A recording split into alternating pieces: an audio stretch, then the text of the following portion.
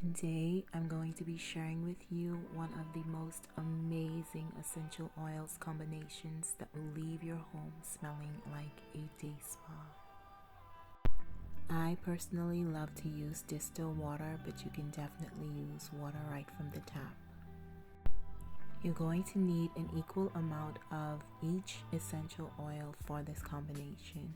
I like to use about 3 to 4 drops. We're going to start with the bergamot oil, then add some eucalyptus, and then add some ylang ylang. If you like it, you can definitely change it if you don't.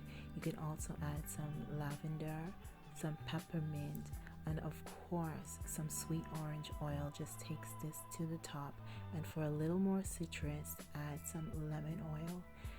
I like to mix my combination together just so it is nice and equally distributed when I turn the machine on. Go ahead and choose your favorite mood lighting. I'm going to put mine on white, and there you have it, the most amazing day spa smell. And this is also very nice for those times when you just want to retreat at home and have those little bubble baths or moments to yourself.